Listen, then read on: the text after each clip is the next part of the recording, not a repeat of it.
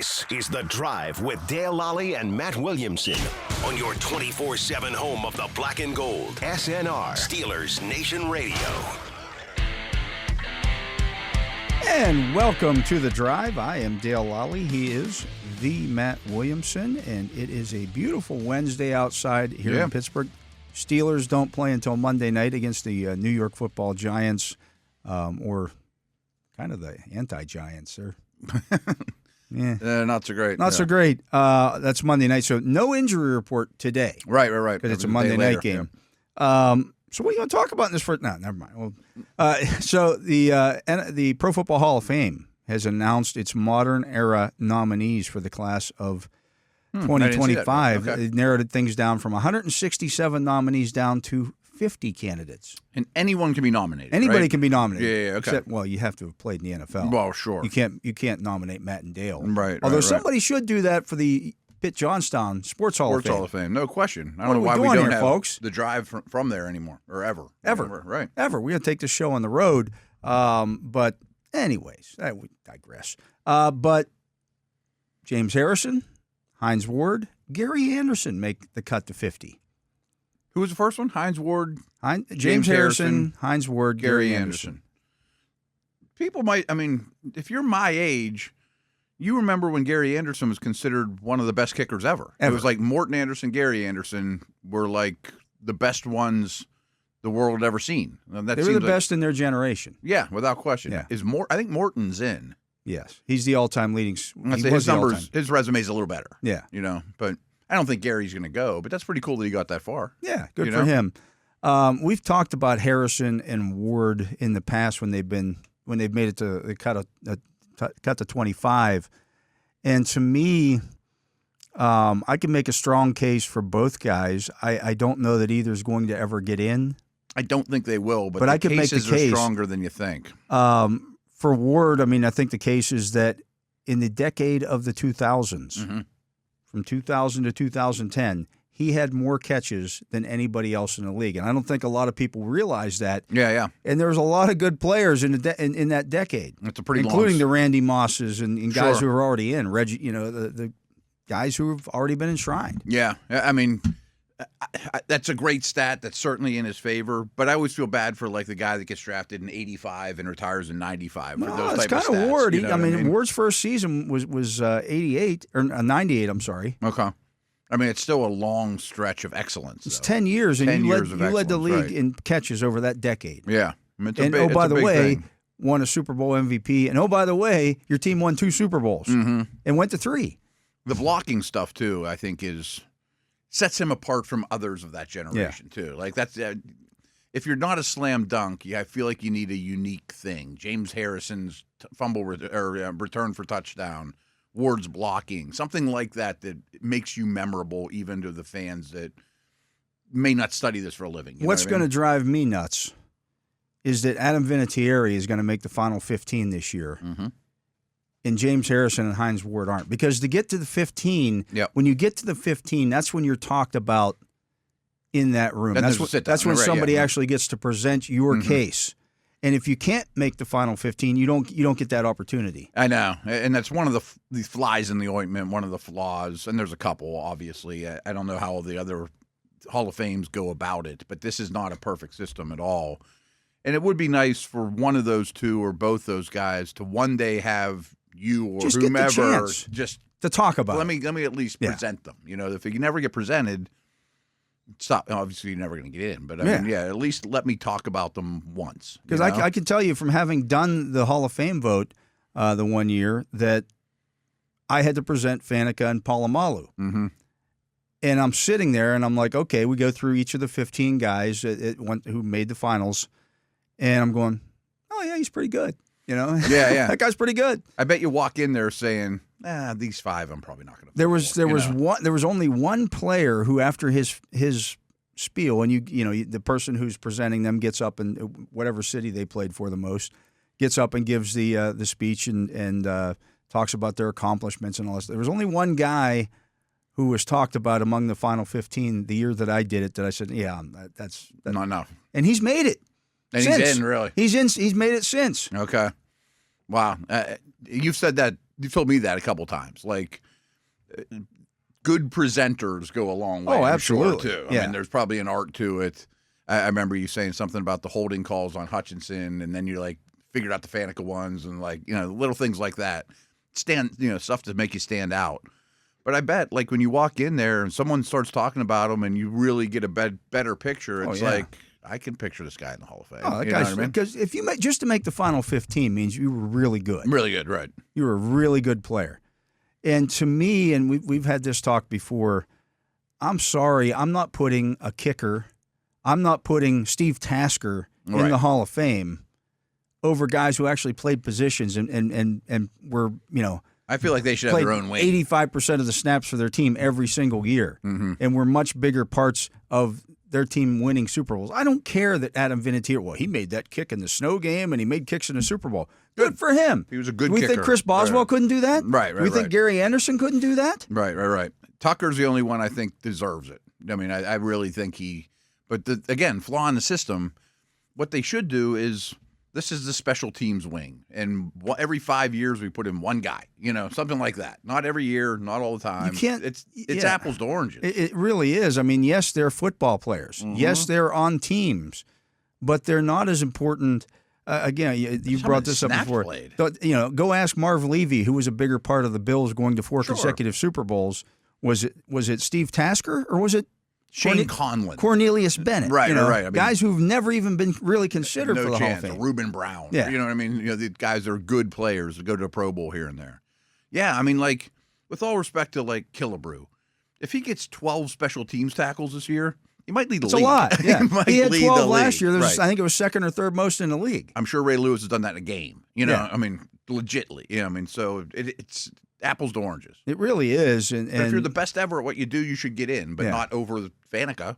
Because it's already difficult enough for offensive linemen, for example, or defensive tackles, or guys that don't have glamour positions. Numbers, everybody talks about the wide receivers. Well, the wide receiver position has gotten so watered down because everybody's throwing the ball so much. The numbers are Hines Ward's 1,000 catches when he retired was top 20 all time.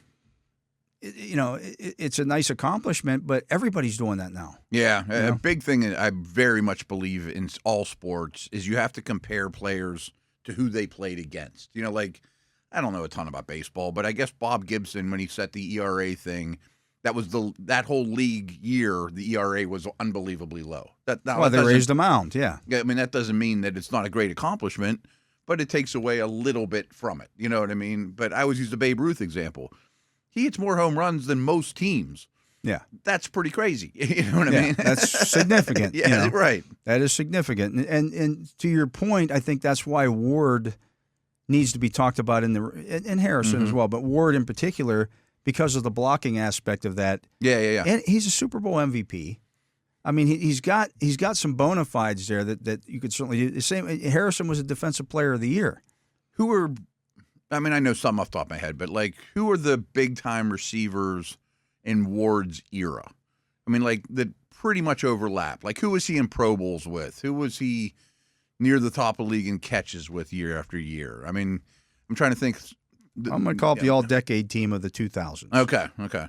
Because, like, that's Moss's era, right? That's T.O.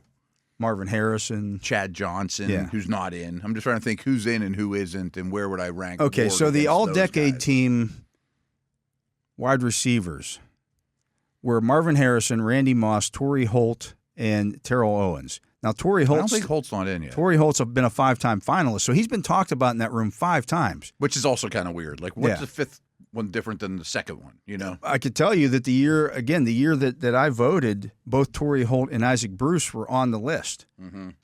And it came down to one or the other, and the presenter was asked, well, which way or another. If you could only vote for one, who are you voting for? And he said Isaac Bruce.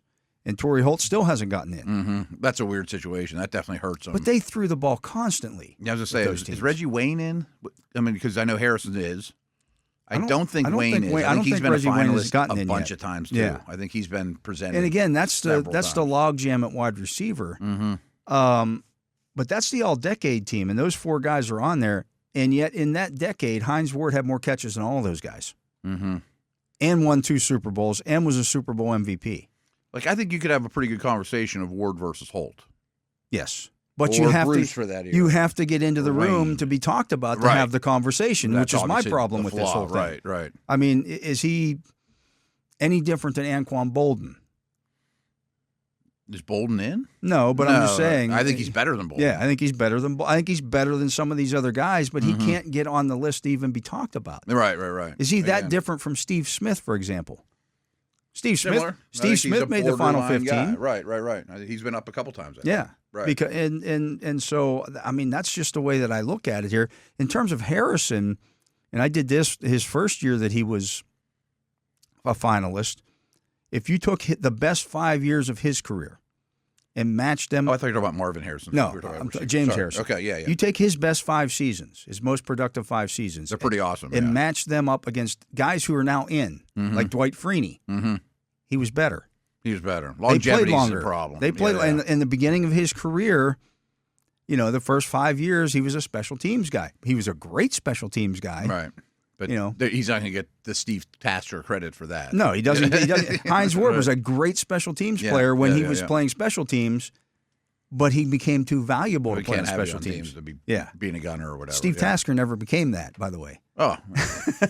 Side note on the special teamers, I get a huge – it's nothing against like Hester or even like Cordero Patterson for that matter, but the great returners aren't allowed to return much longer because they're too good at playing receiver. Like, don't you think Dion would be pretty good if he only returned, or AB was a great returner? But we can't have you return. You're too good. Yeah. And you I mean, that was part of my Hester argument. Mm-hmm. Like, he couldn't help on defense or offense. Yeah, they tried him on offense. They tried him on defense. He couldn't do any of that. Right. He's a great return guy. Great return guy. If he was in the game, though, he was getting an end around or a reverse. It's kind of the thing. If you look at Cordero Patterson right now, I mean, he's got over. I think he has 400 catches. He's got 4,000 yards rushing as well. Yeah. I mean, he's done other stuff as opposed to just being a return guy. Reinventing himself as a running back in Atlanta is huge for his career. Yeah. Because receiver, he was hit or miss. He was never a major contributor any season that I remember. I mean, even though he was a first-round pick, but he was never considered a route runner. But when he became a full-time running back with Arthur Smith, it was like, okay, now you deserve to be out there a lot. Yeah. I mean, like Hester could never do any of those things. I mean, he's got. So I got the numbers here. So Cordero Patterson has 300 career catches. Okay. He also has 2,600 rushing yards in his career. 10-year veteran, something like that? This would be year 11 for him. Okay, yeah, okay. So Yeah. I mean, he's done other stuff. He's actually scored in his career. I'm sure he's played a lot of offensive snaps. 22. He's got 38 career touchdowns. Other than as a returner. He's helped his team win in other ways than just returning the football. Like if he had no return skills whatsoever, he'd still be on a roster. Yeah. I mean, he would have been. If they said you're not allowed to play special teams, he would still be on a roster. Yeah. Somebody would find. 2 years ago, rushed for 695 yards. Mm-hmm. No, he was good. Was good. Yeah. I mean, 3 years ago, he caught 52 passes. Back to the Steelers, real quick. Do you think Ward is a better chance than Harrison? Probably because of the position. Yeah. The evidence is a little great, and the longevity. And the longevity doesn't hurt. I mean, the biggest thing Harrison, I think, has going for him, considering the lack of longevity, is there was a year he was the best defensive player in the league. Yes. I mean, he wasn't 4th or 10th 3 years in a row. Right. He was number 1. He was his peak was really high. And it was clear that he was the number 1 player. I can't even remember anybody else being considered for defensive player of the year that year. He was. I mean, he had 16 sacks when it wasn't a big. 7 forced fumbles. Yeah. 7. I'd say 16 sacks is worth more then than now. That's 1 per game. Mm-hmm. Actually, for him, he only played 15 games. He also had an interception. I say they dropped in the coverage a lot more than like TJ and Highsmith do. And by the way, he had 101 tackles. Okay. As an outside linebacker. And the forced fumbles. And he was a force against a run. Oh, he was tremendous. Yeah. But, you look at that 4-year stretch from the first year Mike Tomlin put him in the lineup when he came here. 5 straight Pro Bowls. He was second-team All-Pro the first year, 7th in the Defensive Player of the Year voting. The second year, first-team All-Pro, 4th in the AP MVP voting. Not Defensive Player of the Year. That's when he won Defensive Player of the Year. Yeah, he was fourth in the MVP voting that year. With quarterbacks and yeah. The next season in 2009, Pro Bowl, second team All-Pro. 2010, Pro Bowl, he was first team All-Pro, third in Defensive Player of the Year award. And then in 2011, he was a Pro Bowl player. Like it's a great stretch. It was a great stretch. He had 8.5, 16, 10, 10.5, and 9 sacks. The 9 sacks in 2011 came in 11 games. Okay, so he was basically averaging right around a sack a game. I mean, he was playing like pretty close to a TJ like level. Yeah, for half a decade. He's the closest thing that I've seen to TJ Watt. Mm-hmm. Here. Yeah. And I've seen Kevin Green and Greg Lloyd and Joey Porter and Jason Gilden and tons of great everybody that they've had, and he's the second best pass rusher that I've seen. Yeah, if we're putting together a 3-4 outside linebacker depth chart, they're the two. And no disrespect to the other guys who have done it. They're all great, but hit that 5-year stretch for him. I mean, in that 5-year stretch, be 3? It's either Lloyd or Porter. Okay. Green wasn't here long enough. 3 years, yeah. Right. 14, 19, awesome 25, 29 forced fumbles in that 5-year period. Wow. That's more than TJ's pace. Think about that. I mean, that's a lot. That's a lot of forced fumbles. And that's not even like, well, they ran the ball more back then. I mean, no, that's him. Balls are in people's hands. That's him way, destroying quarterbacks coming off the edge and just killing them. Yeah, just killing people. Just killing people. Yeah. Wow. So he probably became a starter when he was like 28. He became a starter when he was 29. Was Mike Tomlin's first year in 2007, and from age 29 to age 33, he was an All-Pro every year, and then he got hurt. Even at age 34, he played 13 games. He had 6 sacks, and 70 tackles. Wow. I mean, unless I'm missing something though, there's no comp in the Hall of Fame to be like, well, from 29 years on, he was unbelievable. Kurt Warner. Kinda. I mean, his first year with the Rams, though, he wasn't that old. He was older than you think. I mean, he was a couple years out of college. He was about 28. I mean, he was that old? Yeah. I was going to guess like He'd been 26. bagging groceries. Yeah, I know. You know? I would have guessed 26. Okay. So, I mean, there have been some instances, and there are instances now, Terrell Davis comes to mind, of guys who had short careers. Tony Baselli comes to mind. Yeah, they're getting in. They were fantastic for that 5-year stretch. Well, he was fantastic for that 5-year stretch. Frankly, I don't think Davis belongs. I think Baselli does, but that's neither here nor there. I mean, in that period, he was first or second team All-Pro 4 times, 5 straight Pro Bowls, was Defensive Player of the Year once, finished third another time. But there is some recent history of the shorter tenured players getting in. I could make that argument pretty easily. Mm-hmm. Now, the bottom line is, your point is... But you got to get in the room. You got to get in the room. If either one of them get in the room, maybe the next year you get in again. Then you sway somebody. Right. You start to sway some votes. Yeah. I mean, the guys that vote, and women, of course, that vote, that don't get them to the final 15, if they heard the case... They might not vote him in, but they might be he might get on the ballot again next year and get to the final 15. Pretty strong case. Maybe this is his year. At least you're Reggie Wayne. At least you're in line. Yeah, Holt and getting in there year after year. Yeah. So that's my screed for today.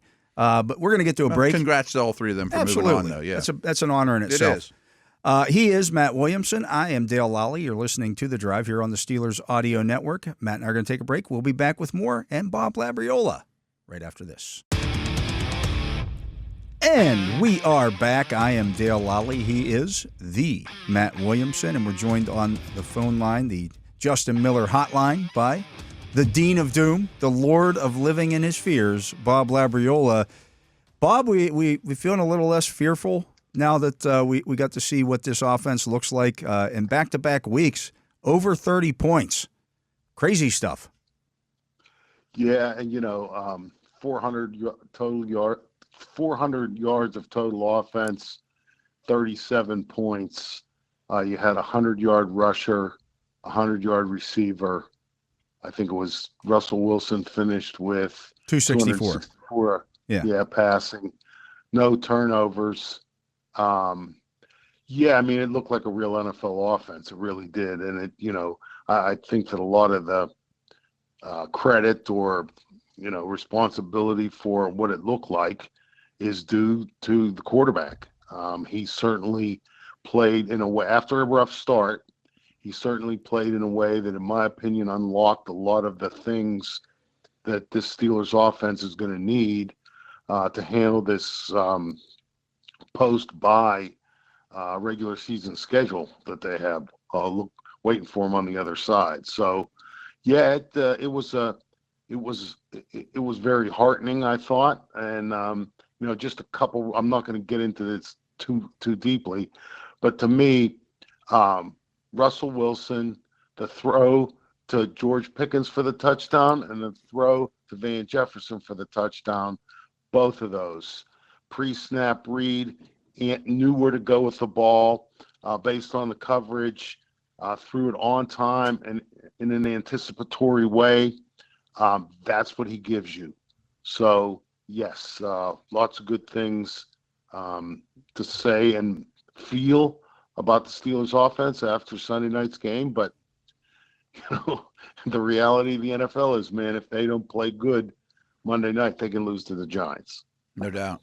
So, Labs, I'm going to get back to current day in a minute, but Dale and I were having a good conversation about Hines Ward and James Harrison, Gary Anderson as well, but really those two advancing to in the Hall of Fame situation. Do you think they have a chance? Do you think they belong?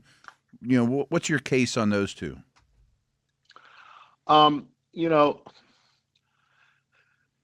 The do they have a chance thing to me is so related. They're so tied into who else is up. Yeah, of course, right. Okay, and I don't know. I mean, the thing that I'll say about Hines Ward is there seems to be this waiting list for receivers now. And the only reason, or the only possible explanation I can give for this is I think voters or the selectors are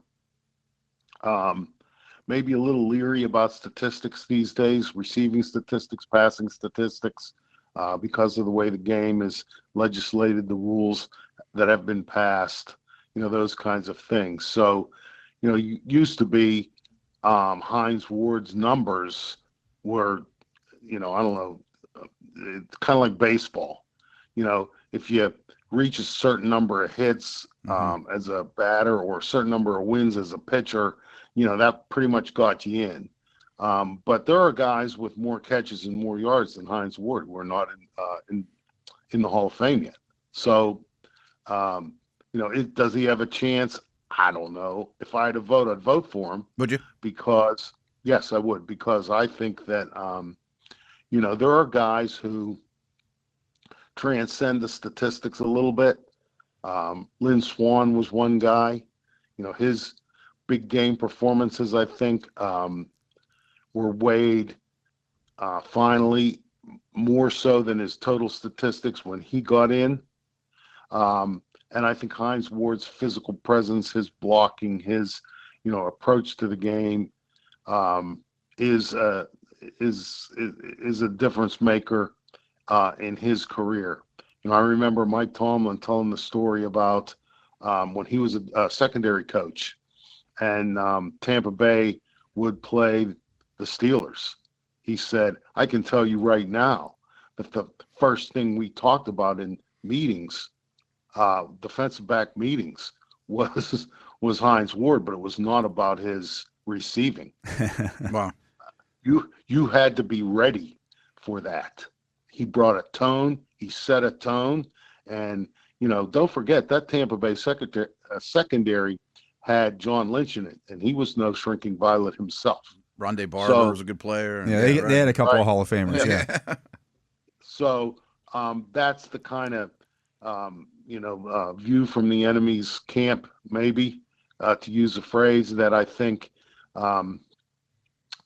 would need to be considered, and I just don't know if it is. I bet the enemies didn't love playing against Harrison either. Right. Well, and let me say this about James Harrison too. James Harrison became the fall guy for the player safety initiative in 2010, when all of a sudden things that James Harrison had done to that point in his career, never been penalized for unnecessary roughness. All of a sudden he he was getting flags one after the other. And in the ended up middle getting of a suspended. season. They changed the rules in the middle of a season. That was my biggest issue with it is you started playing the season under one set of rules and then decided that guys were getting hit too hard, so we got to change the rules to take that away. So, yes. So, I mean, I just don't know, if James Harrison is going to be able to overcome that again. And because, the thing with the Hall of Fame is, and there's two issues. Do you belong? Can you get elected? And, when you look at those two things, far more important is can you get elected? Because do you belong? That's just a discussion. Can you get elected means whether you get a gold jacket or not. I just don't know if James Harrison can get elected. And Gary Anderson, let me just throw this out. Gary Anderson is not where he is now in this voting process because of what he did with the Steelers. His career is what has gotten him this far. Gary Anderson, if you look it up, what he did after he left the Steelers in terms of points scored and all that stuff was equal, if not more, than what he did during his time in Pittsburgh. So I get that, he is associated with the Steelers for, this kind of discussion and that, but his resume, what he is putting forth to the voters, the selectors of the Hall of Fame, encompasses his whole career. And because if you would take Gary Anderson's career and cut it off when he left the Steelers, we're not having this conversation about him at all. We're just not. Yeah, and the big thing that you said there, Labs, was that can you get into that discussion? Well, you have to get into the final 15 to be discussed, and that's my problem with the process. Is that Hines Ward and James Harrison haven't gotten into the final 15 to even be discussed in that room, and that to me is the biggest travesty of this because, as I pointed out, Hines Ward led the NFL in receptions during the decade of the 2000s. He had more catches than anybody else, and a Super Bowl MVP award. They changed the rule because of him on the crackback blocks because he hurt was it Keith Rivers with the Bengals and Marvin Harris Marvin said, hey, we can't have that anymore. James Harrison, as we just went through, Defensive Player of the Year. He had the greatest defensive play in Super Bowl history. I don't care what anybody else says. That was the greatest single play in defensive play in Super Bowl history, and he was all pro. First or second team, four consecutive years. If you take the 5-year stretch of his career that started in 2007, it was better than Dwight Freeney's, and Dwight Freeney got voted in last year. But unless you get into the room, that stuff doesn't get to be discussed because, well, there's no discussion on when it's get paired from 25 to 15.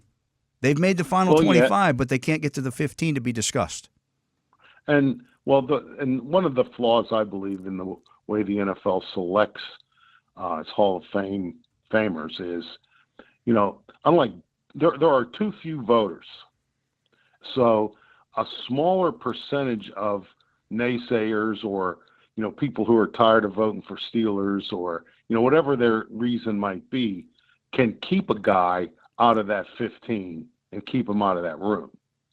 Baseball, for example, there's so many members of the Baseball Writers Association of America, and they all get a vote. Well, you have to be, I think, a member 10 consecutive years, and then you get a vote. Okay, well, but anyway, there are a lot more of them than there are. I think there's 54 selectors for the Pro Football Hall of Fame. So, and some in more cities than others, right? Like yes. It's not like spread out throughout the equally. Yeah, if you have two teams, you get more representatives. Well, and some of the at-large guy, like Cleveland right now has their regular voter, who I believe is Mary Kay Cabot, but then they have an at-large vote, and they didn't even have a football team for 4 years. Well, yeah, I mean, there's all of that. I mean, I'm not gonna. You're just kind of reinforcing what I'm thinking. You're just doing a better job of putting it in words. Let me just throw this in real quick because it's Harrison and Hines Ward. And I remember James Harrison's had one of the great lines ever when asked about the way that Hines Ward plays. You know, is he too physical, and the Hines Ward rule and all that stuff. And James Harrison said, you know, in response to, you know, is he too physical with defensive backs or defensive players, James Harrison laughed and said, "It ain't no fun when the rabbit's got the gun." And I just thought that was hilarious, and it really summed it up perfectly because, you know, defensive backs, Ed Reed, you know, he thought only he was allowed to take people's heads off over the middle. And Hines Ward took his head off over the middle one time. Ed Reed all of a sudden was really offended by that. And as James Harrison said, it ain't as much fun when the rabbit's got the gun. Well, you know, James was a big cartoon watcher, so I'm sure he had seen Elmer Fudd get shot a couple of times by Bugs Bunny. Right. So, yeah, you know, I don't, again, I mean, I think, again, I would vote for James Harrison too, but I don't have a vote. I don't know if they have a chance. I really don't. And all I can say is, do they deserve it? I think they do. But, hey, I work for the team, so, I mean, my opinion can easily be dismissed by the other side of the argument. So looking at this upcoming game, the thing that worries me most from a Steelers perspective, and I'm not going to pretend like the Giants are a great team. They're not. They got a lot of issues. But their pass rush is really formidable. And I'm not out of the woods that the Steelers' offensive line is fixed or an asset at this point. How much does that worry you? Well, I mean, yeah, I thought that Ryan McCollum played real well against the Jets, and that was a pretty decent challenge that the interior of the Steelers' offensive line had in Quinnen Williams. Dexter Lawrence is better than Quinnen Williams. Yeah, he is. Yeah. I mean, Dexter Lawrence leads the NFL in sacks with 9. He's a game record from the interior of the defensive line, which is not an easy thing to do. He leads all defensive tackles this season in tackles for loss. The Giants have only won 2 games. Dexter Lawrence had multi-sack games in both of those instances. This guy is, again, much better than the challenge that the Jets put forth in terms of what they presented for the interior of the Steelers' offensive line. So, yes, it's really a challenge. But you know, I like McCollum's recognition and communication skills. It helps him a lot to have Samalo next to him on his to the left of him. And I think Russell Wilson is an asset too, because he can see things, maybe get to blocking schemes or get to plays, or, you know, do some of that pre-snap recognition going, and, you know, get them out of bad plays and get them into good plays. So, yes, you're absolutely right. This is not going to be a day at the beach for the Steelers in terms of the Giants' defensive line, their pass rush. But I'm a little bit more confident because of Russell Wilson's experience in handling these kinds of things, and again, his recognition and understanding of defenses and defensive players throughout the league. Yeah, I think, you know, if the Steelers are going to have an issue in this game, it's going to be because of that defensive pass rush that the Giants do have. As good as they are rushing the passer, they're equally as bad stopping the run. And I think that's because they try to get upfield. They're trying to stop the run on their way to the quarterback. And I think they can be exploited a little bit in that way. And again, having a veteran quarterback in there might make that a little more plausible in this game, as opposed to just running into the teeth of what they're trying to do, maybe adjusting those things at the line of scrimmage. Right. And, you know, I also don't think that, you know, as this video of the Steelers offense with Russell Wilson at quarterback starts making the rounds, you're going to see less and less of opposing defenses just attacking downhill. Oh, yeah. Anytime Najee Harris is in the game, because who knows? He can do that little bootleg and throw it to a 260-pound tight end, and all of a sudden you're either chasing him or looking to tackle him instead of getting a tee up on a running back. So, there's just more things that I think that are available to the Steelers from an offensive perspective, and therefore there are more things for the defense to have to worry about, or at least consider when they're trying to, make mayhem, in the Steelers' backfield. So, again, we're kind of entering a new, I won't say era, but a new phase of what this Arthur Smith offense is and can be. And so I don't know that, we should be looking 3-4 weeks ago and trying to project what we saw and what the offense was doing then with what we're going to see and what the offense is capable of doing now.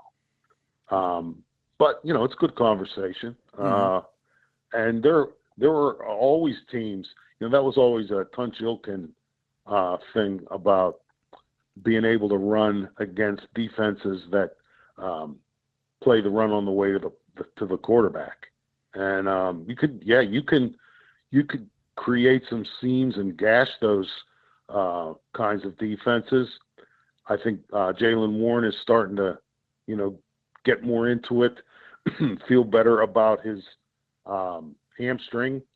And, Najee Harris is, anybody who doesn't think that this guy is a number one running back in the NFL anymore either is just doesn't like him for whatever personal reason it might be, or don't know what they're looking at. I was going to ask you about Najee. Do you think these past 2 games has been his peak so far in the Steeler uniform?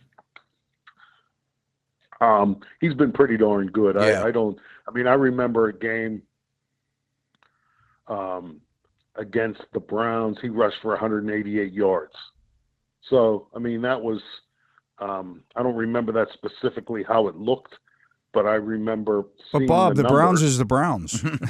He looks faster to me, though. He does look faster. Yeah.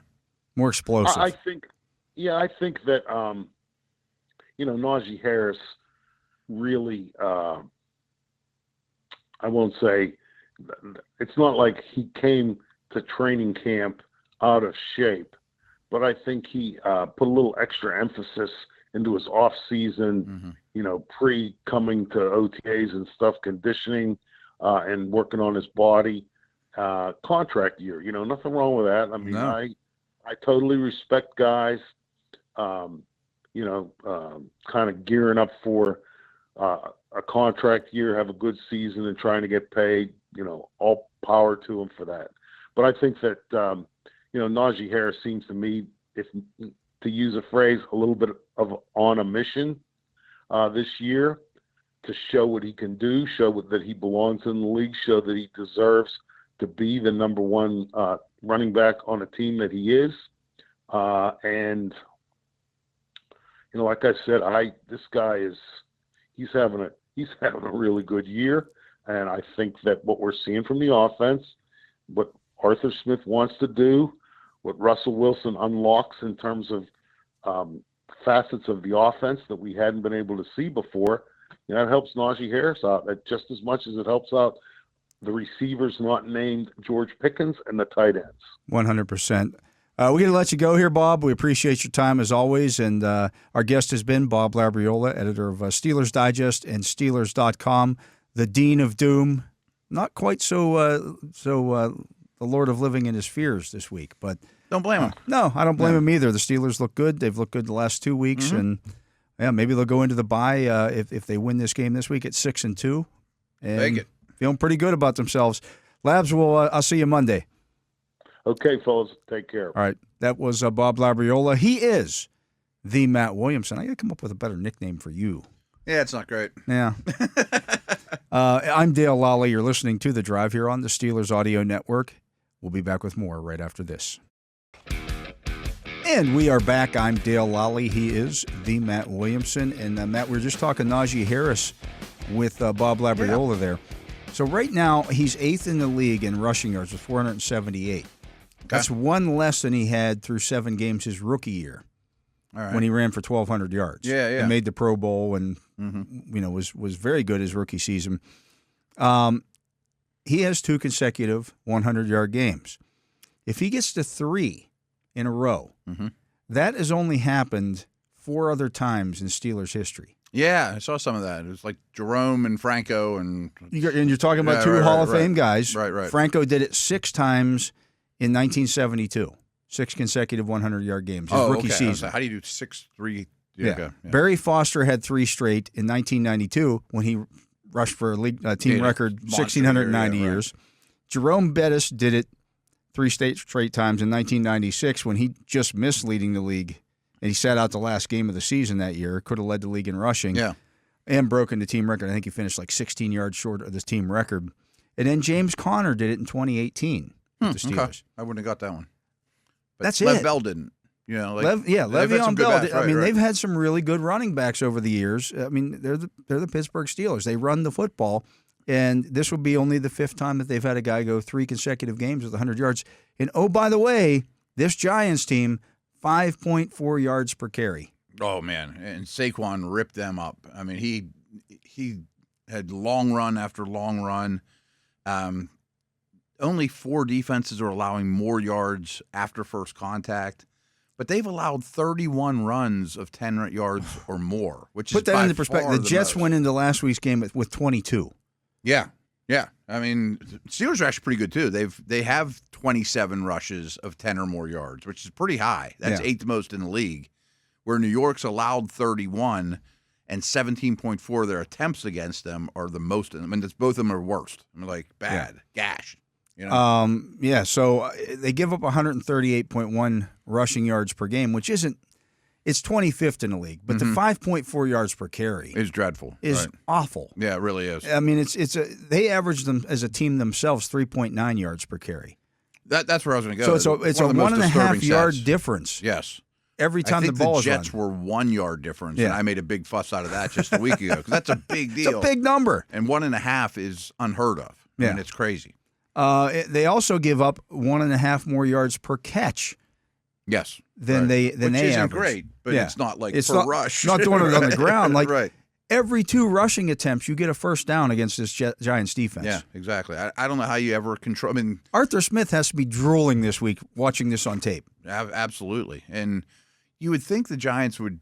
I'd have to really study their tape, but I mean, do they change what they're doing? And just sell out versus. I mean, I would maybe done that if Fields was a quarterback a couple weeks ago. Right. But now which is like, what changes in this situation. Right. Yeah, absolutely. When Najee Harris was having some of those down games, I said this because teams are just attacking the line of scrimmage. They don't fear the Steelers going deep. I think Fields completed 6 of 19 passes of 10 or more yards when he was out there. That's not good enough. No, let alone 20 or more really stinging you. Right, 100%. I do think Harris looks as good as he ever has. He's faster. He makes people miss in space that don't even touch him. Or he just runs them over. Or runs them over. And he's still got that capability. He has a lot to play for. And like Lab said, I don't blame anyone for putting in a little extra in a contract year. I would. Anyone would, I think. Good for him. Everyone's benefiting from it. Then you get Patterson back at some point, too, just to kind of take a little off your plate. Right. Maybe this week there's that opportunity. And so, therefore, you've got your 3-headed monster in the backfield again. Mm-hmm. You'd love to have Fields' legs, but I'll hand it to those guys. Yeah. You know what I mean? They're the guys who are paid to run the football, and I don't have to worry about them. If they get hurt, it's not your quarterback. The fact that Harris is making people miss that don't touch him is astonishing to me. I mean, that's new. Or running away from tacklers, that's new, Yeah, the chunk runs. The chunk runs. He has 5 runs already this season of 20 or more yards. Yeah. I mean, you probably saw it too, but he reached 15 miles an hour 4 times in that game. That's a big deal for someone that big. Like Breece Hall did it twice in that game or something like that. That's one of the next-gen things they chart. That's moving. If he's coming 15 miles an hour at you, I don't want to get in front of him. Corner, right? I mean, that's 4 equals MA. There's a lot of M and A in that involved. Yeah, it's not Derrick Henry like, but it's But it's in the neighborhood. Yeah, if I'm a 190-pound defensive back, do I want to get in the front of that and get trucked? No. There's a couple instances where the Jets flat out didn't. Yeah, you make a business decision. The Raiders didn't a lot. Would you re-sign him after this year based on what you've seen? Strongly consider it. I mean, he would hate to hear this, but slapping the franchise tag on him is a nice thing to keep in your back pocket. Why had somebody ask me what about, can you slap the franchise tag on Dan Moore? We can only use it once. You can only use it once. And that one's $20 million.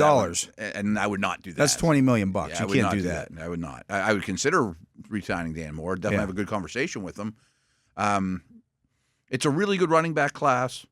But it'd be nice just to not worry about that on draft day, too. Would be. I mean, if you can get especially if you start trading picks for wide receivers and things of that nature. So you might not have as many picks as you usually do running back would be nice, Yeah. So I would strongly consider it. I mean, if he finishes the season in a similar fashion, I would at least franchise him at 11 or so, Yeah. Then he might not be thrilled with that, but it's okay. Yeah. Or a 2-year deal, Yeah, I mean, I would offer a 2-year deal, and it would have been $6.7 million this year to pick up the 5th-year option. Mm-hmm. I don't blame them for not doing that. No, because it has. It might end up costing you more. You didn't know what he was going to look like in this particular offense because you were changing systems, but B, running backs get hurt. I mean, the hurt. fact that it's guaranteed and you have to make that decision so far in advance is a little bit of a flawed system too. Yeah. Like when in doubt, people are turning down 5th-year options because Yeah. chances are something bad's going to happen between now and then. But he's not been bad in his first 3 seasons. But he's been more valuable. I mean, I think right now, if you were going to pick the team MVP and say, all right, you can't pick T.J. Watt, it might be Najee Harris based on what he has done and what he's had 70-plus yards in every game this season. He's the only back in the league that's done that. Definitely on offense. Cam Hayward's been unbelievable. He's been unbelievable as well. Yeah, I mean, we were talking about Dexter Lawrence. I think Cam Hayward, Chris Jones, and Dexter Lawrence are the best defensive tackles in the league right now. Yeah. I mean. And only 2 of them get to be first team All-Pro. True. But on offense, they'd be in a lot of trouble if Najee would have not been around for the year. Considering the other guys that have been in and out of the lineup. Right. And that's the thing about Najee is that he is always available. He doesn't fumble. Yeah, the reliability. The reliability factor is huge at that position. It is. He's good in protection, doesn't fumble, can be on the field on 3rd and long or 3rd and short, and he doesn't miss time. Yeah. There's lots for that. Absolutely. Let's get to a break. That's going to do it for hour number 1 of the drive here on the Steelers Audio Network. Matt and I will be back with hour number 2 right after this. Welcome back. I am Dale Lolley. He is the Matt Williamson, and it's time for the Fantasy Football Focus. And Matt, we had a major trade. Yeah, that's a big deal. It's a big deal. It's a trade. We kind of talked about this yesterday a little bit when we talked some wide receivers.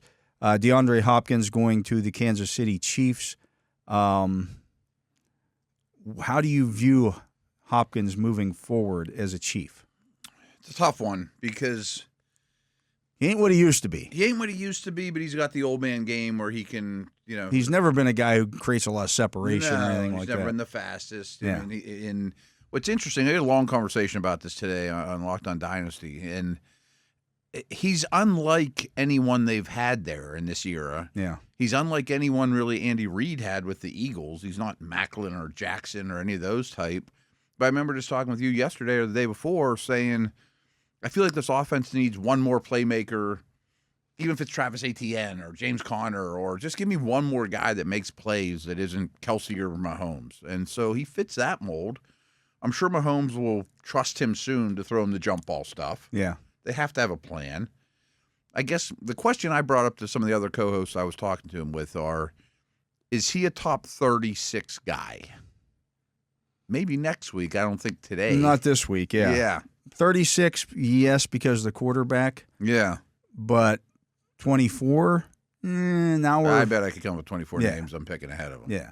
I mean, do you think he's going to get a lot of volume? Do you think he's always going to be their leading receiver? I mean, let's be honest. Travis Kelsey hasn't been Travis Kelsey this year. No, he's had like 2 good games. Mahomes trusts him more than anybody. So does it kill Juju? I don't think it does. I mean, I think he's the Rashee Rice. Well, I don't think Juju plays this week. Well, I know this week. Yeah. I'm thinking big picture for the season. I'll have to see it first to understand how they want to try to utilize him. Yeah, I don't know. I don't know. I don't know. Because he hasn't done much in Tennessee this year. None of the receivers have done much in Tennessee this year. That's another thing I've said, too, is I think his game gently goes away, like Larry at the end. Yeah. Or, you know what I mean? Because that type of guy usually fades away slow. But just paying attention to him in Tennessee and not breaking down every snap, I don't know if he's good or bad anymore. I mean, he had a knee issue coming into the season. Right. He was injured for a while. Yeah. Then horrendous quarterback play, and then not using him much and not a ton of targets. And I just don't know what he has left. Yeah. I mean, it's unknown. I have him in the 2 redraft leagues, and I'm happy I do. I didn't prioritize trying to draft him or anything like that, but it was like, he was late enough that I took him. But I'm not putting him in either lineup. I don't blame you. Yeah, I don't blame you. There's no buys this week. Yeah. I mean, unless you're crushed with injury, I think you sit and wait. Well, there are some injuries this week, and let's get to that here in the Fantasy Football Focus. Evan Ingram with the Jaguars, full participant in practice on Wednesday. That is good news. Yeah, Last week back, he didn't do that. Okay. But Mike Evans did not practice Wednesday. He's not playing until after their bye. I'm not sure when their bye is. I think but week I know 11. it's a while, he'll be back. You're looking at about a month. We had a big Cooper Kupp discussion too today, believe it or not. Steelers came up. I think Tampa's got to be in the Cooper Kupp market or the Christian Kirk market or something like that. I mean, I don't think you just punt on the season. I think that's a team that could go after a receiver. Gabe Davis listed as limited on Wednesday with a knee. Travis Etienne officially limited on Wednesday with a hamstring. Okay. They play Green Bay. Past him. They play Green Bay this week. They just spent a week and a half in London. In London, right. They're Now in Green Bay? No, it's at home. No, I would say they should be. But not to do that. It's got to take a toll. It's got to take a toll. It just does because you just spent a week in that time zone. Oh, yeah. Your body is finally adjusted. Now you're coming back. I think the Packers rout them this week. I would think so. And that could be coaching change time or who knows. Bucky Irving with a toe injury did not practice on Wednesday. It'd kind of be nice to get him out of the way if you're owning one of the other guys. Or you'd like him to take over the role completely in the backfield because he looked the best. I think he's the best runner. Yeah. Diami Brown with an ankle limited on Wednesday. Would they be in the market for a receiver? That's another name I threw out there. I think you might be getting ahead of your skis thinking I think they're draft picks. Yeah. They could use somebody opposite McLaurin. Jalen Waddle with a quad limited at practice on Wednesday. I own him in both leagues. It's not because he's been running a lot. Right. Because he's getting overworked and getting the ball too much.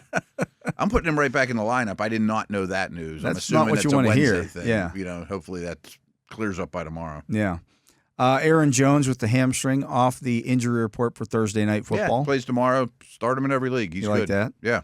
Tyler Huntley with a shoulder sidelined at practice on Wednesday for the Dolphins.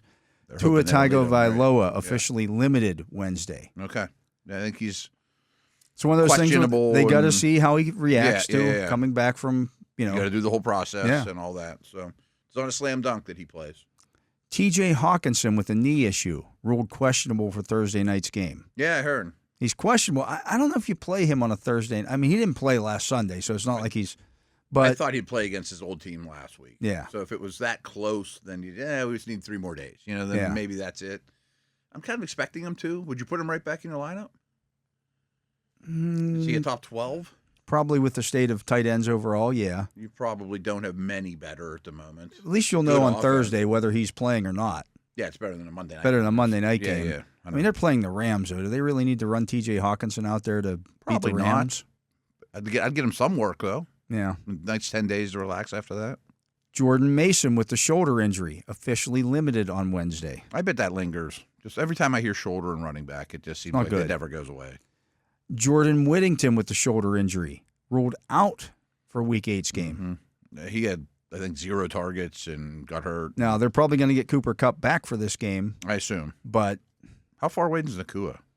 He started, well, we haven't gotten to that yet. Oh, is he actually doing something? He's listed as questionable for Thursday. Oh, wow. I assumed he was out for Thursday. I can't imagine they play him, though. Yeah. They're not going to rush him back. They just opened his 21-day window. He practiced on Tuesday for the first time. I didn't know any of that. I just figured he was further out than that. George Kittle did not practice Wednesday with that foot issue. I don't think he plays this week.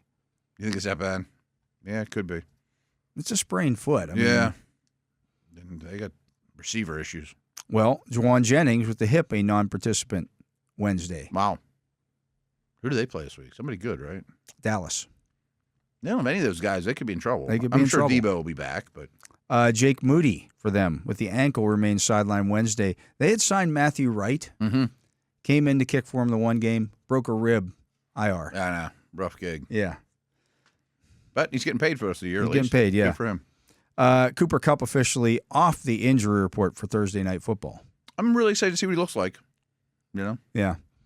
Debo Samuel with the illness. You're starting Kupp, though, right? Yeah, I mean, he's going to get a absolutely. ton of targets. Yeah. Debo Samuel did not practice Wednesday. Well, he was in the hospital on Monday, so that makes I wonder no how sense. much he does at all this week. Yeah. I bet he plays.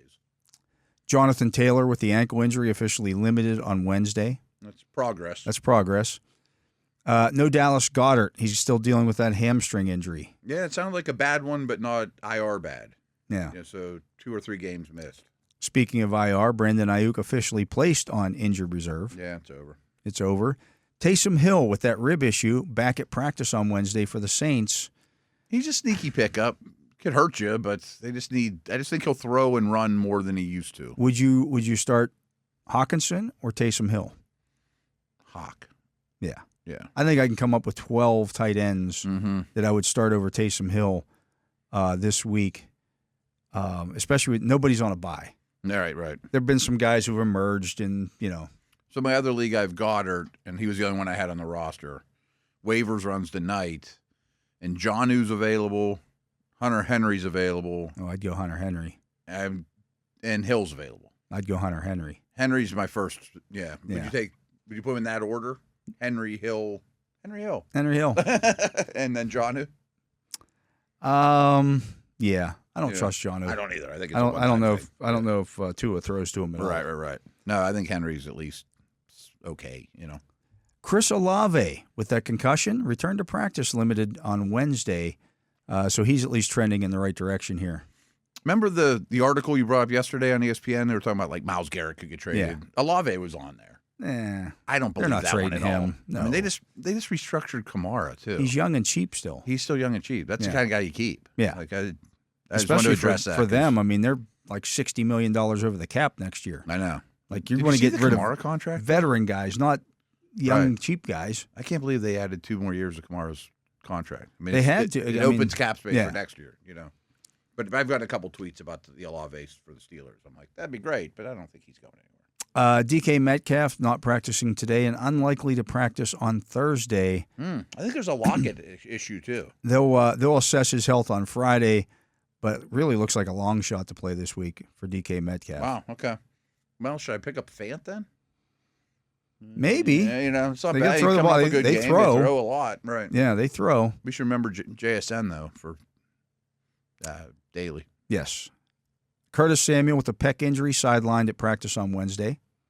Dawson Knox with an ankle missed practice on Wednesday. And Dalton Kincaid with that collarbone limited on Wednesday. Matt Collins with the shoulder limited on Wednesday. You a believer in Keon Coleman? Well, if all these other guys are That's hurt, what I'm saying, right? I mean, like, he's coming off a pretty good game. He looked pretty good doing it. He's almost a first-round pick. Now, Kincaid had the collarbone issue last week. Yeah. But I mean, he Cooper's played. going to get ramped up more, of course. I don't think Coleman's a terrible guy. I mean, Shakir's not hurt, so that might be their 3. Yeah. And if he's on the field all the time. That might remain their 3, too. Yeah. That might be permanent. Yeah, for Not sure. bad 3.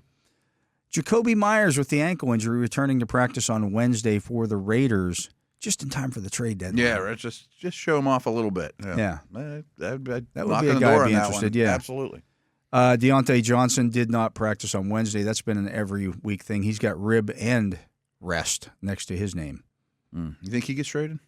No.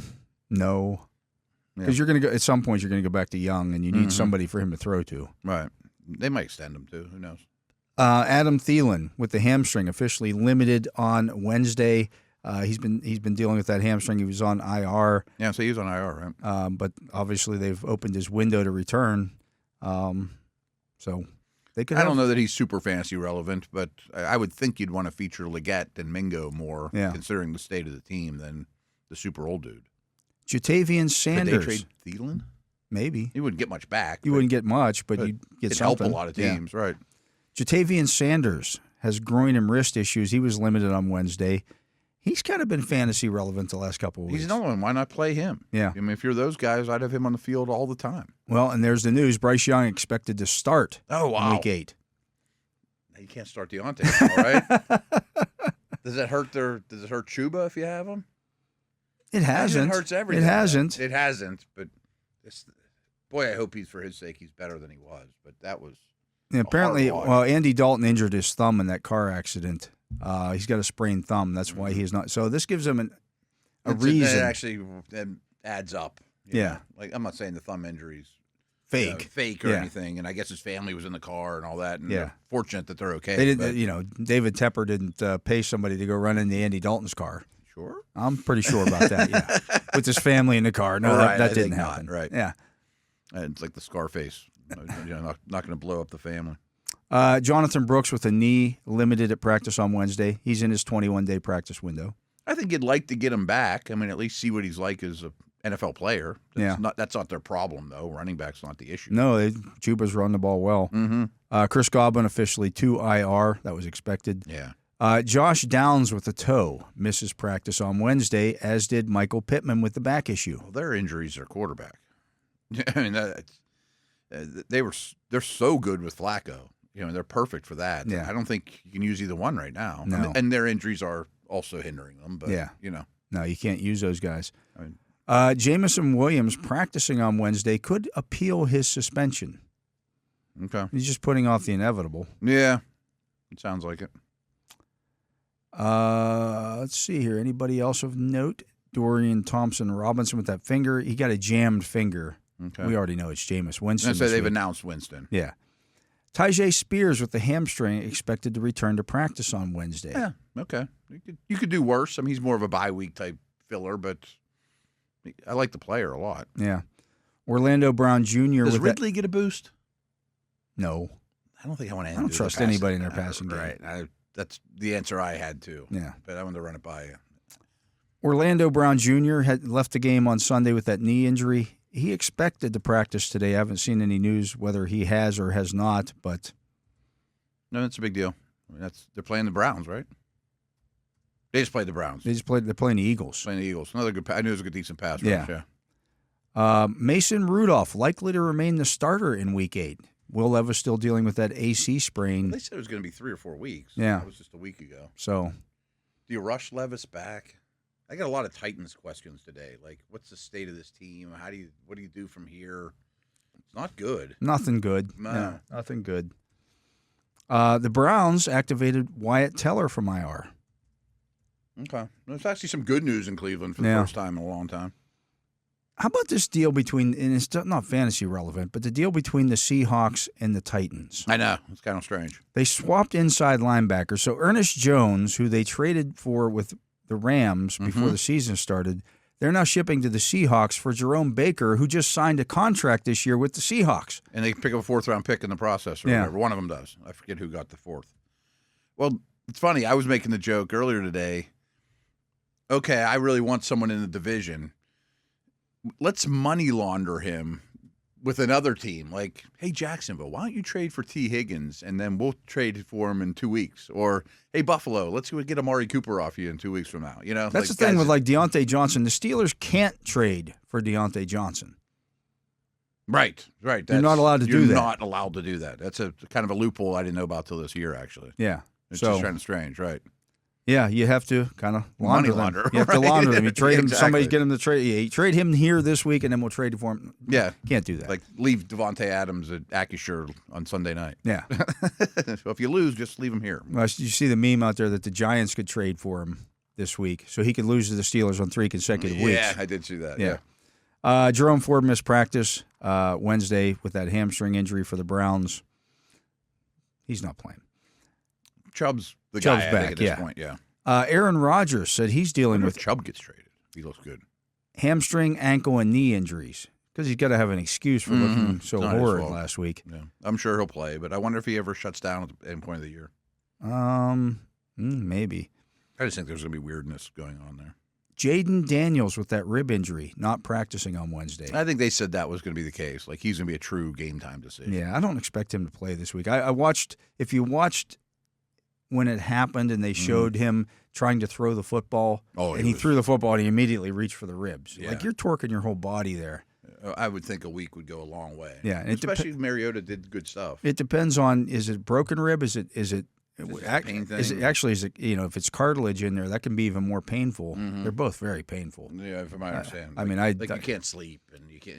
I dealt with that last year, the Buffalo game in the playoffs. Yeah, I was trapped in my room up there. An immense amount of snow. Remember, for 36 consecutive hours, and all I had to eat was some bagels and a case of beer. Okay, so you better. Got to throw that something, in. All right. I had at least planned ahead. I'm like, I'm gonna have some snacks for the room, bag of chips, some bagels, and a case of beer. Yeah, because I knew the game got pushed back, and I'm like, who knows? Didn't expect everything to get shut down. There was a restaurant right next door that I ate at before everything got shut down, and then things got shut down. And empty account. All day Sunday, I'm stuck in the room. I can at least go to the restaurant. Yeah. Right. So I walk to one of the hotels. The hotel I was staying at near the stadium, there's not much near the stadium, didn't have any food in there in the hotel. There wasn't even like a vending machine. The place next door did. So I'm looking on their website. I'm like, I see food in the lobby. So I take the walk over, and it wasn't short. It was a reasonable walk. Snow was up. The snow's insane. The snow's up to my chest. Yeah. Now the plows had gone through, so I was able to go around. And I get up to the hotel. All they have left are potato chips and Slim Jims. Well, I'd already had potato chips. I didn't want any more potato chips. I'm like, I need some meat. Give me some protein. Slim Jim, I guess, counts. They didn't say it's close enough. Right, yeah. They did have a candy bar, too, and I didn't want to get a candy bar. So I bought two of the long Slim Jims at a hotel. They were not cheap. I start walking back to my hotel, and up in the air, I land on my side and drove my elbow into my ribs and broke a rib. Yeah, I remember. As I laid there on the ground, wondering if I was going to be able to get, because it knocked the breath out, and I'm like, whew. There's nobody else outside. Oh, you would have died there. The snow's coming down. I'm going to be covered in snow within a minute. It's going to be The Shining before you know it. Yeah. Nicholson. I laid there for about a minute, and I'm like, I got to get up. And I could be here a long time. Could be a long time. So I got myself up, limped back to the room, and again, I couldn't go anywhere. I didn't have any Tylenol or anything. I'm allergic to aspirin and all that stuff. So I couldn't. I got nothing that I can take. So all night long, I finally got myself into bed and got in the right position. Just, all right, don't move. Yeah. Put pillows beside myself. Can't roll over. Don't do that while you're sleeping. And it was a good 2 or 3 weeks before it felt anything better. But like back to Jaden, I mean, it's a great story. But I mean, back to like Jaden Daniels, it's like it's hard to recover all week. Yeah. Because you're getting up in the middle of the night, or every little thing you do, No, he's got NFL training. Of course. Trainers dealing with slightly better athlete than you, but a little bit, yeah. But he's not the biggest guy. No. And Mariota did okay. Not a lot of meat on those bones. Mm-hmm. No, I don't know if he'll play or not. Yeah. Now, I expect him to be ready to go in 3 weeks when they play the Steelers. Do they have a bye, too? I don't know if they do or not. I think he'll play against Steelers. Yeah. I mean, it's probably a 1 week thing or so. Yeah, so we'll see about that. But that's really the fantasy football focus. That's the injury report for the league. Got some receivers that are some people nicked up and keep an eye on. Stuff to keep an eye on there. We could get Kupp and Hawkinson back tomorrow night. Which is kind of Very fun. well could. Yeah. Which could make it worth watching Thursday night. Yeah. Absolutely. Anyways, let's get to a break. He is the Matt Williamson. I am Dale Lolley. You're listening to The Drive here on the Steelers Audio Network. We'll be back with more right after this. Welcome back. I am Dale Lolley. He is the Matt Williamson, and this is The Drive on the Steelers Audio Network. And, of course, you can listen to The Drive 5 days a week, Monday through Friday from 4 to 6, right here on the Steelers Nation Radio. And you can also download the official Steelers mobile app, or you can watch the show on YouTube and leave us some comments. And, let us know. Only 4 days next week, though. Yeah, only 4 days. Matt, you can also join former members of the Black and Gold for the Kids Flag Football Clinics at Nordstrom Main Park on Saturday, November 9th. Instructors include Mike Logan and Rosie Nix, plus Kayla Pierce from the Pittsburgh Passion. Registration for your child, your school-aged child, is free. Go to the calendar page at WDVE.com, or DVE.com, actually it is, to sign up today. Kids Flag Football Clinics are brought to you by the U.S. Steel, S&T Bank, Millie's Truck Pittsburgh, and South Hills Auto. Gotta like free. Gotta like free. Yeah. I like free. Sure. My favorite beers are free and free light. Mm-hmm. Yeah. Cold. I like free lager, too. Free lager's not bad. So, looking at this Giants team, Matt, this is a team that you don't get to see a lot of. No. I wouldn't expect a lot of Steeler fans to sit down and watch a Giants game from start to finish. Not if there's other ones on. They do get a lot of primetime games, though. They get a lot of primetime games. Daniel Jones in primetime. Yuck. Wow. Yeah. Winless. One. I think he's got one win. Yeah. He's the worst primetime 0-7 on Monday Night Football. On Monday night, yeah. The stat I used all primetime together, and he has the worst winning percentage in NFL history. Here's all you need to know about the Giants getting in the primetime. Daniel Jones is 0-7 on Monday Night Football. Right. Russell Wilson, who's played in the league for 13 years on Super Bowl teams, is 11-5 on Monday Night Football. He's only played 16 times on Monday Night Football in his career. Daniel Jones already has 7. Massive different fan bases, obviously, but it's crazy. Yeah. And I'm sure there's a lot of people not in Pittsburgh that aren't thrilled with the Monday night matchup this week. They're like, oh, all right, you know. So let's go through their roster as we like to do here, just to give people an idea of what's going on with this football team. There's some good things to their roster. Yeah. You know, like I was saying today, like I wouldn't mind being their GM, you know, there's some pieces. Yeah, just not enough. Oh, that's bad. Yeah. I mean, they need things.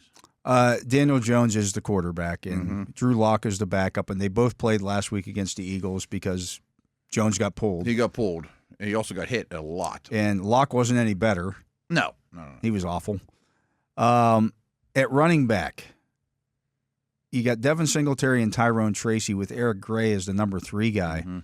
Gray's noteworthy because he's a return guy as well. Oh, yeah. He's lost 2 fumbles.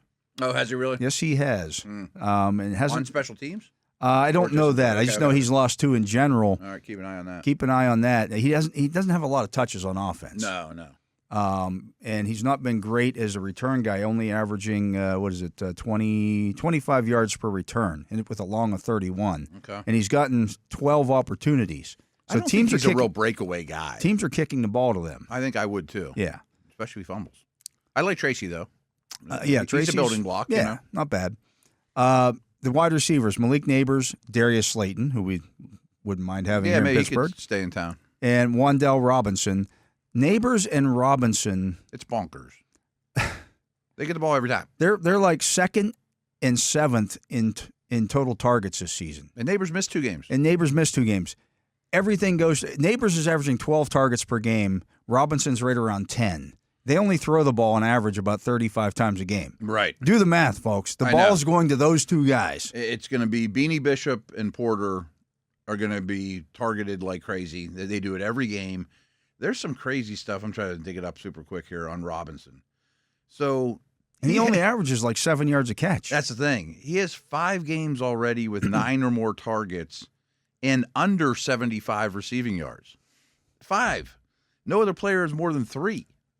I mean, his 4.5 yards per target is the lowest mark of 69 players with at least 30 targets. Yeah. You know, like, I like the player. I mean, he'd be a good Steeler. I mean, he's in and out of his breaks, but he's Josh Downs light. Yeah. He's Wes Based Walker on light.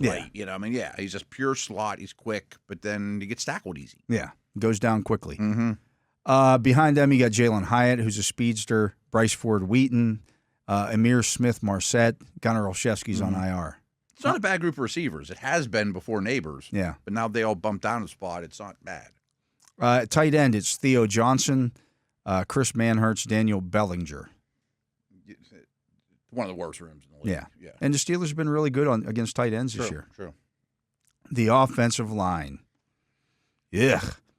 At left tackle, last week, because Andrew Thomas went on IR, who's easily their best guy. Everything. Yeah. Right, that destroyed everything. Josh Ezeudu. He had played tackle. like 3 NFL snaps before last week. And it was really bad. Oh, yeah. John Runyon at left guard. The rest isn't horrible. John Michael Schmidt at center. Greg Van Roten at right guard. And Jermaine Orluminor at right tackle.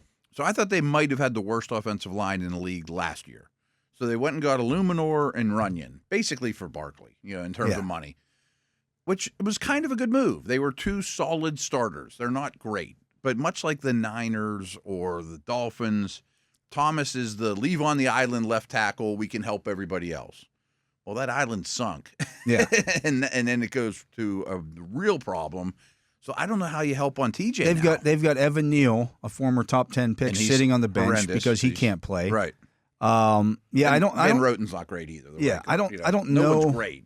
How they do, because you're going to have to help the left tackle. You have to, because it's going to be a bad football player at left tackle. Yeah. So I don't know how you help on Watt. Yeah, that's going to be the issue for them the entire game. By the way, Hayward's better than anyone on their interior. Benton's better than anyone on their interior. So is Ogunjobi. It's going to be a problem. Thus, 8 sacks from the Eagles last week. Yeah. Defensively, there's going to be sacks in this game. They're going to be sacks because we're about to get the D lines pretty good. At left defensive end, Rakeem Nunez Roches. On the other side is Elijah Chapman, and at nose tackle, Dexter Lawrence. Mm-hmm. The linebackers, Brian Burns, Bobby Okereke, Micah McFadden, and Azeez Ojulari. And Burns and Ojulari and Lawrence are problems. They are. They're the edge guy. I mean, Burns and Ojulari are true edge, Watt. Yeah, they play a 3-4 type. Yeah. Thibodeau's on IR. He's been good, too. I mean, so Ojulari bumps up, but he's very capable, very talented. Okereke's been fine. Yeah. Their problem, I don't understand. They should be better on defense statistically. Yes. I don't understand how they give up 5.4 yards per carry. Yeah. Playing a 3-4 defense. Because those other DNs, the dudes opposite Lawrence, they're not great pass rushers. I haven't studied them enough. Are teams getting them into their nickel and running against it? That I don't know. 100%. I do know they're the youngest defense in the league, so I bet there are some mental errors and things of that nature too, Because the thing that stood out to me is they give up 5.3 yards per carry on designed runs in between the tackles. Yeah. Well, I mean, there's a superstar in the middle. There's a superstar at nose tackle. Yeah. Okereke is not bad. I don't understand it. No, I don't either. I need to look at it more because I bet some of it is just the Giants' offense never pulls ahead. The fourth quarter, it's gash, beat up. I'm lean. It's not a real deep defense. Yeah. I mean, so you probably get pushed around as the game goes on, but that's the Steelers' specialty. Right. If you're that's what they familiar do. with their second half point differential. They've run the ball the second most times in the league, and the only team that runs it more are the Ravens, and that's because their quarterback gives them about 100 carries to this point. And they've played with more leads, too. Yeah. Right. Well, Steelers played a fair amount of leads this year. The cornerbacks, Nick McLeod, Deontay Banks.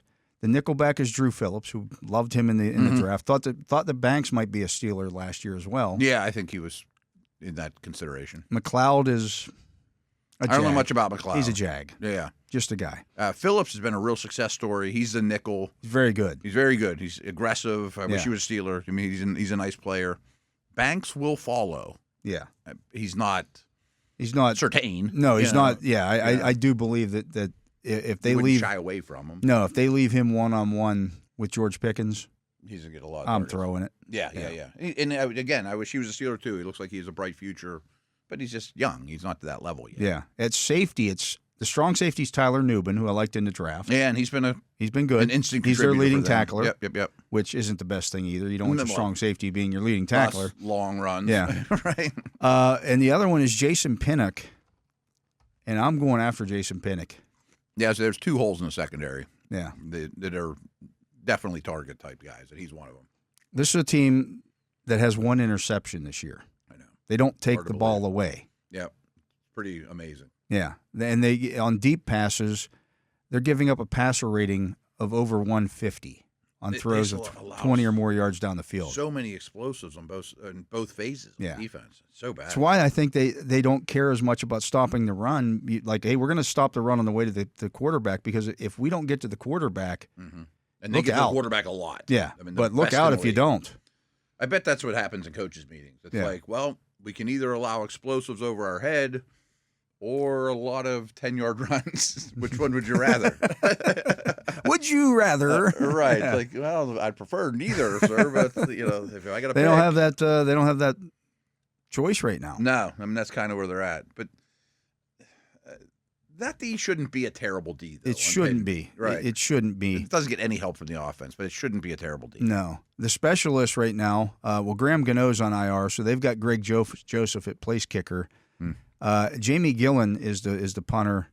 They use multiple kick returners. Right now it's Smith Marset, but you're going to kick the ball to Eric Gray, as I mentioned, because he puts the ball on the ground. He's not real explosive either. No, like Smith Marset's got 1 kick return this year. Gray and Tyrone Tracy have combined for 15. Now, I looked this up. I thought 16 would be that's got to be the most kick returns in the league. There's some other teams out there that have more, including the Browns. Teams want the Browns returning the ball. Okay. That's kind of a cool thing about the new kickoff rule is who do we want to return and who do we not? It starts to become pretty telling. I mean, if you think, like, the Steelers have, like, 5 returns all season. Yeah. Nobody wants the Steelers guys returning the ball. Even with Patterson out. Yeah. Yeah. So just something to keep an eye on there. And the Giants' opponents only have 5 returns against them this season, but they're averaging 30.2 yards per kick return. Okay. So this is not a team that covers the kick returns well. At all. So they're bad on teams. Like any of the advanced metric people you look at, they're like at the bottom. If I'm Danny Smith, I might tell Cordell Patterson, if he's back this week, hey, if they only kick it halfway into the end zone, bring it out. Yeah. So I looked at this real quick too. I didn't look at the other side enough. Their opponents have only returned 5 kickoffs all year. That's what I just said. Yeah, they're blasting. Yeah. I was reading while you were talking, and so we had the same train of thought there. But they've had 15, right? 16. 16, which is a big number. It's a big number in 7 games. Right. You've had a lot of kick returns against you because you've given up a lot of scores. You've given up a lot. That too. They let you kick off, yeah. Anyways, let's get to another break. When we come back, we're going to hear from one of those Steelers special teams guys who could be back this week, Tyler Matakevich. I sat down and talked with him earlier today. We'll hear from him when we return. He is Matt Williamson. I am Dale Lolley. You're listening to The Drive here on the Steelers Audio Network.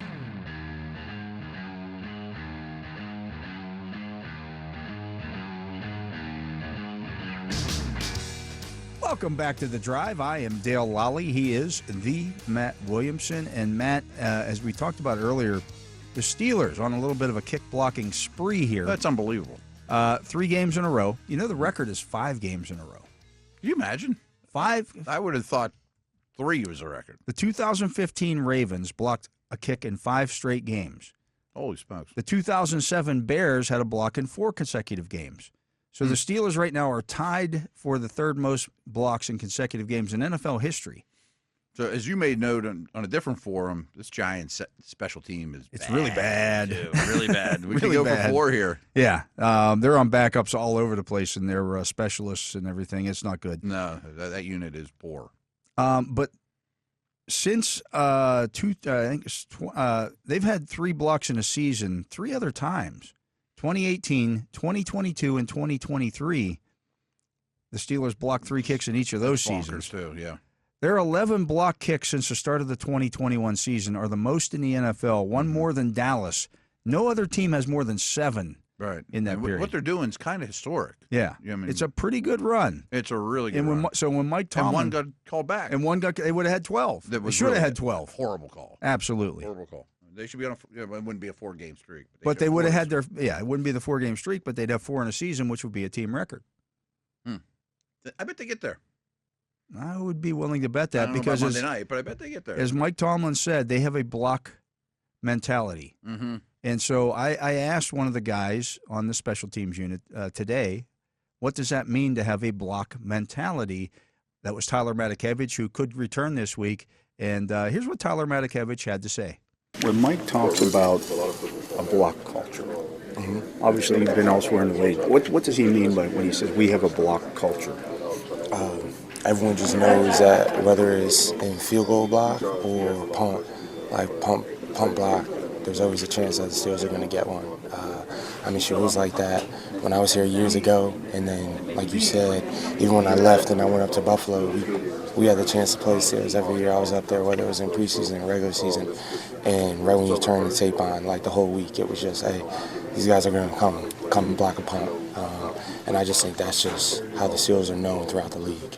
How does Danny work with you guys on those kind of things? Yeah, I think just such a valuable point to that is just never taking the play off. Some guys get out there on field goal block, and after a long drive, they want to take a field goal, like take a play off, and Danny doesn't go for that. You know what I mean? If you're out there, you're going to get it, and he really preaches it. But guys bought into that, and it's the same on punt return and punt block when we're out there. You can't be surprised when you come free. It doesn't happen much, but you got to expect to block it. Like Moon a few weeks ago, like he came free on like that never happened, but it does. You know what I mean? But you just the crucial thing is just expecting to come free, and that's what he did. He did a great job, and he made the play. You could turn on the film and you watch all these teams throughout the week. You watch guys come through, teams mess up protection, but they're not thinking, let me go get it, let me block it, and you could see it as they start coming. They almost like take a hesitation step and then try to speed up, but by the time you do that, it's too late. It's too late up here.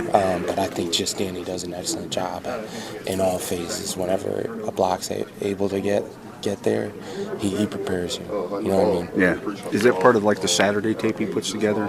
I know he does that tape that he puts together for all the special team guys. Yeah, and he just gives you little nuggets throughout the week. You know what I mean? Like, hey, like they're soft on the edge or soft inside. You know what I mean? Whatever it is, like whether it's inside or outside. He's giving you a little nugget. And then it's on the guys to be professionals and take that with what it's worth and go make a play. Everybody saw the video of you guys after the block. Mm-hmm. Everybody gathering around him and kind of. Yeah. He's just that kind of guy, though. That kind of coach. Like you wouldn't do that with every coach. No. He's special, man. He's been here for years. He changed my life personally. You know what I mean? So I owe that guy everything. And I just think it's just the way he coaches, the way he carries himself. He gets guys bought in. You know what I mean? Guys care about it. It's just like you see his passion and how much Danny Smith cares about it. You don't want to let that guy down. So, that's definitely the mentality. I know I got that mentality every time I'm out there. Like, that's the last thing I want to do is let my guy make the tackle or let that just because I don't want to let him down. And, Danny just does a tremendous job of preparing you. There's never a situation when you get into a game that you're like, oh, man, I haven't seen this. Like, no, you know what's coming. You know what I mean? He does an excellent job at preparing you, so by the time you get to the game, you can just play fast. You're not thinking, you know what I mean? And I feel like that's when we're at our best, you know what I mean? When guys are prepared and they're just playing fast. You ready to get back out there this week? Oh, I can't wait. We're itching. We're close. We're itching. Sounds good. That was Steelers special teams ace Tyler Matakevich, and they have a lot of special teams aces. More than most teams. And that goes into that mentality as well. Like you designate guys, dedicate guys to playing special teams. Over the last 5 years or so, Matakevich and Killebrew are two of the top 5 true special teamers in the league. Yeah. They really are. Yeah, so getting that guy back, we were concerned about the special teams units. So there was some change heading into training camp because there were so many changes. Like especially after Johnson got hurt too. Who's going to be the gunner? Who was going to do this stuff? Yeah. And it was nice Pierre was floating around out there too. Yeah. So they've been able to take care of that. But maybe we'll get to see Tyler Matakevich this week on Monday night. We'll see if the Steelers activate him for this one. But Matt, that's going to do it for our show. All right. So another one in the books for my partner, Matt Williamson, for Justin Miller running the Justin Miller hotline, for Tyler Vittmeyer, making sure our video gets out on the air and you're able to see it. And thank Tyler in the comments if you would. Yeah. I'm Dale Lolley. We thank you for listening to this edition of The Drive on the Steelers Audio Network. Steelers football happens here. The Pittsburgh Steelers Audio Network.